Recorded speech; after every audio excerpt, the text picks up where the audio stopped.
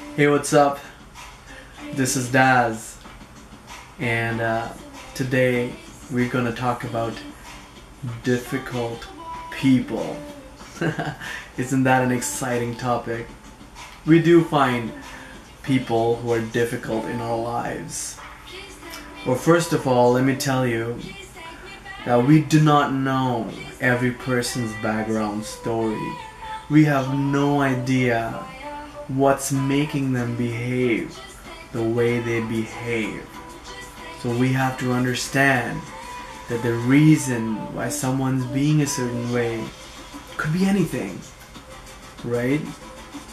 So we'll have to be a little forgiving before we start dissecting this issue.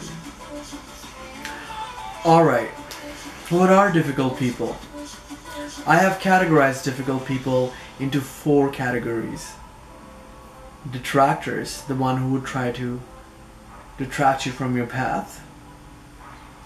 The passive aggressive behavior kinds. The ones who like to seek your reaction. And the ones who like to bring the energy of the whole room down.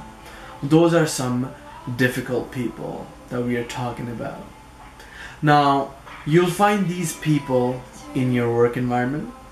They could be your customers if you're working in any sort of service industry. A lot of you guys, I have at least worked in food industry, and you happen to meet certain people who could act difficult even though they're not actually difficult people in their real lives. Just by the fact that they have a little authority over you makes them a little bit of a dick. So, well, it is what it is sometimes, and you have to take the situation as it comes and deal with it. And be very mindful and smart about such situations. Okay, why are certain people difficult? Well, as I said, we don't know what their past was or their history was.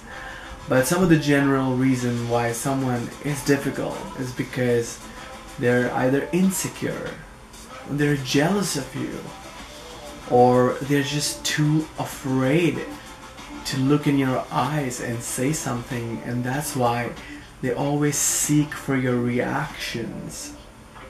They could have some inner conflicts related to fear, and overall their image for this world could be just pessimistic. There could be any reasons why someone is difficult, but that's not the question. The question is how to get around it. Okay? How to get around it. In the book 7 Habits of Highly Effective People, Stephen Covey talks about the circle of concern and the circle of influence. The circle of concern is all the external factors, the factors that you would never have control over. They are the factors that are events, that are other people's behavior, that are instances that were not expected. The circle of influence is something that you have full control over. The circle of influence is something we can do about. Okay? Circle of influence is all my actions, all the things I can say, I can think, and all the things I can do in order to have influence on my external environment. A little influence, if not all. Alright, why did I mention that here? Well, here's the thing. There is no such thing as an exact factual truth. There is no such thing as the factual truth. Everything that happens has a subjective perception from my point of view and from their point of view, from your point of view.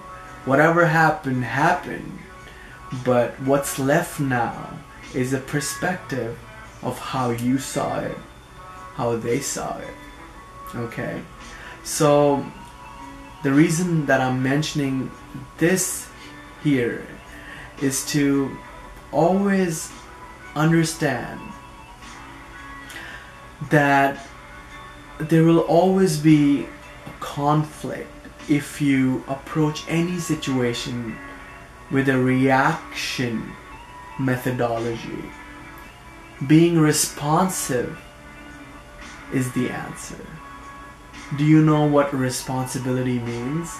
Responsibility means having an ability to respond to a certain situation. It has nothing to do with reaction. Okay? Alright, awesome. A lot of talking, a lot of introduction to something I'm gonna crack into. I have 4 steps that I've prepared from attending a lot of soft skills seminars and classes, reading a ton of psychology books, and also having epiphanies through my own experiences working in social environments and trying to experiment my behavior, using myself as a guinea pig in order to find out how people behave and why they do so.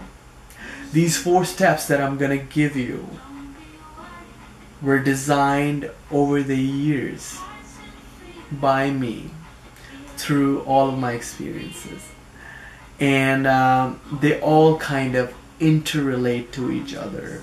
So listen carefully. I am giving this for absolutely free. I'm charging nothing.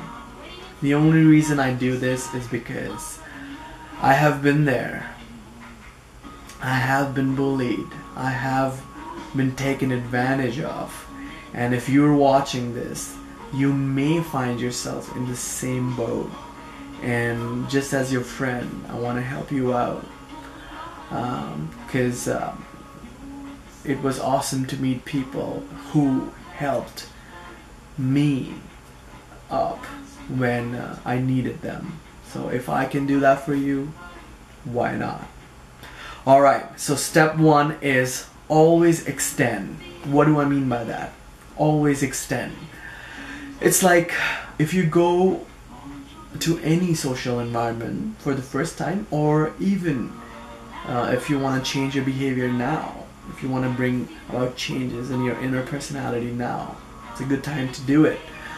Whenever you go into a new environment or an already existing environment, try to extend yourself first. Try to introduce yourself first. Say hello. Smile. Tell your name. Ask their name. Listen to them carefully. This is all the part of rapport building. It doesn't take a lot. It takes a little bit of courage. And if you do this consistently, you will just get better at it. So when I say extend first, I also mean that if someone has to say something or mention something about you, please be fully open to what they're saying. Because many of the time, it's us who are the difficult people, trying to project our difficulties and our inner conflicts onto other people. If someone says something, don't be cynical and skeptical right away. They have and they deserve a full chance to express themselves. Listen to them. Self-introspect. Ask yourself if you could have done a certain thing away. If they're saying that the way you leave your cups behind, or the way that you don't clean up after yourself, or the way you don't close the door when you walk out of the cabin, then it means that they might be just right. And if you can just fix your behavior, it would just be appreciated by other people. So that's what I mean by extending first. Self-introspect. Correct yourself. There's always a chance. There's always an opportunity to learn and get better. This is where we start dealing with people in general. We are not seeking for difficult people in our environment. That's not what we are here to do. We are seeking some like-minded, positive people. And if we are coming across with that positive approach, you will find that 90% of the people who were previously being difficult, or the people who are just difficult in general, would start behaving nicely with you, or would just cease to be difficult.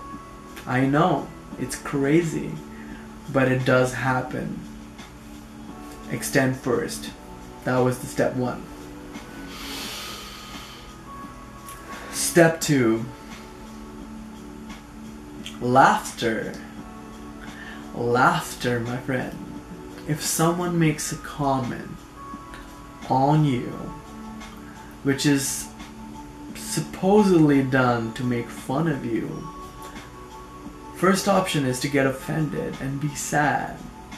But honestly, that's never gonna work. So what's the best option?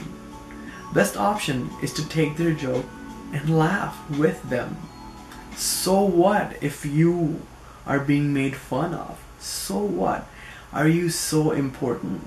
Is your egoic concept so important that you can't even laugh at yourself? No, absolutely not. Just laugh. In fact, here's another way. If they're making fun of your tie, make it graphical. Play with your tie. Put the tie in your mouth and make it so ridiculous that you both start laughing. And in fact, let other people join the laughter. Make them the star of the one who started the joke, and enjoy it. This will show everyone that you do not take yourself seriously. Too seriously, I mean. You have to take yourself seriously, but not too seriously. And it will show that you're a fun person and very open, and you do not get offended very easily. It will show that you have a thick skin. Okay? So laughter is very important. You will find out that after you do that, those same people who were trying to be a little bit of a dick to you would start joking around with you and start becoming your friends even. Now next time you interact with them, you'd be throwing high fives, and probably they would let you make fun of them, and you will just roll along. And again, most of the difficult people fly out the window when you're just funny and you're just easygoing. That was the step 2. Laughter. Step 3. Peacefully ignore. Peacefully ignore. Peacefully ignore. Okay. Let's say you try to laugh it off. Let's say you try to extend yourself. And sometimes what happens is, whenever I smile and I extend myself to someone, they might say hi, but superficially. They might not say hi to me the next time, but I still go ahead and say hi. They might not even say the hi the third time, but I still go ahead and say hi to them. But after third time, I stop. That's where I stop. If you're a very humble person, then you may continue going. It's up to you. But it's just my style. I just stop extending after the third time I say hi to someone, or a second time of laughing off the joke that was made on me, after that I stop entertaining them. Because after that point, it's only reaction seeking that's left. Now it's not fun anymore. Now I need to give them space. I said ignore peacefully, remember? And when I say the word peacefully there, I mean that you're letting them have their space. You're trying not to bug them. It's not that you have anything harsh or ill feelings in your heart for these people. It's just that you understand them. You just empathize with them. You know that you have been there before, if you have, or you've known someone who has been like that before. So you would interact with all the other people and not interact with these people who are always trying to be difficult to you, or not giving you an eye contact, or not giving you a time of the day. They deserve to now be ignored by you peacefully, very peacefully. Okay? In fact, here's something you can do. Whenever you come into contact with them and you see them in your surrounding, instead of thinking negatively, or instead, so remember that when you're peacefully ignoring someone, it does not mean that you have any judgmental thoughts about them. In fact, this is what you can do. Whenever you see these people around you, I know that you're not interacting with them, but when you look at them, you can start to see something good about them. Start to see something positive about them. Look at how they dress. Maybe that's impressive. Look at how they smile whenever they smile. Appreciate that. Have only good feelings for other people, even the ones you are not actively engaging with. That's why Jesus Christ said, love thy enemy. It's profound when he said, love thy enemy. This is your test as a person. If you can just be forgiving enough, if you can just be loving enough to let go and embrace even the ones who are being difficult with you, that marks the triumph of your inner weaknesses. Okay, so peacefully ignored, peacefully ignored. Awesome.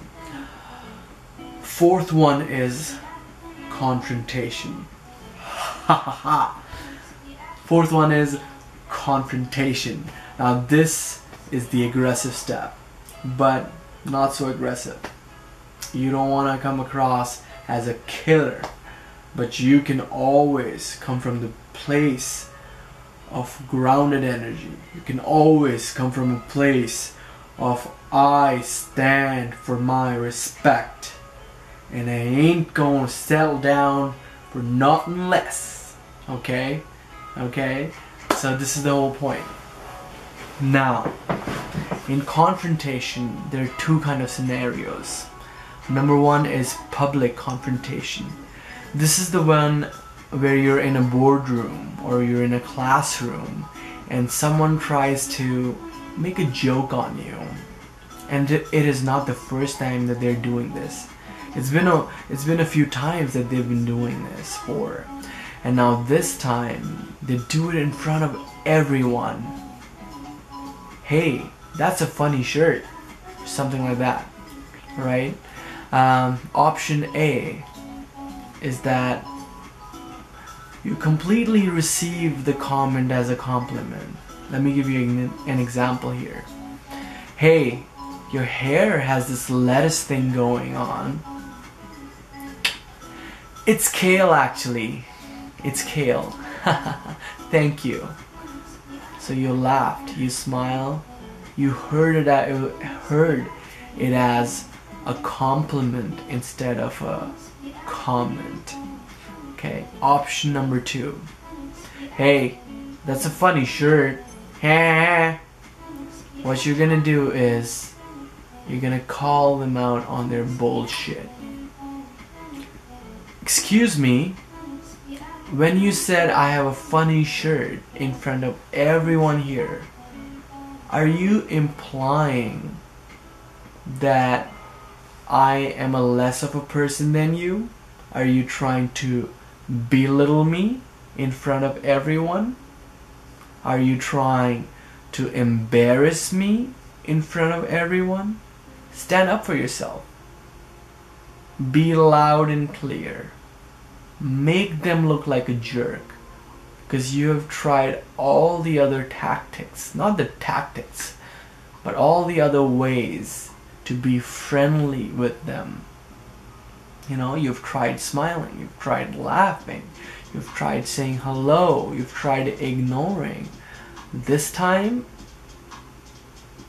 they will have to take this public confrontation, and you will give them this chance. I guarantee you, most of the people will stop messing around with you after this. Okay? If you want to make it even more powerful, you can have a little chat outside of the boardroom or classroom. This is called face-to-face confrontation. Even if the comment is made one-on-one, you can do this. So in this one-on-one confrontation, you're gonna pre-frame. This is how it goes. You bring them to yourself, or you go to them, and you say, hey man, listen, your behavior regarding XYZ has been a little bit off lately, and I'm not happy with that. I want to share this with you. Are you willing to help me out? This is how pre-framing happens. You ask for help, literally. Do not ever say, we need to talk, because that's just not a right start. Just say, hey, I need your help. Listen, man, your behavior is not justified. Okay, so if you've extended, you have pre-framed, you have set the stage for what you're gonna say, right? And now they're open. And in this part, what they're gonna do is probably talk loud. They might just use a very strong body language. They might sound shaky. Let them do whatever they're doing. Let them counteract to whatever you just said. And when they're done talking, stay calm.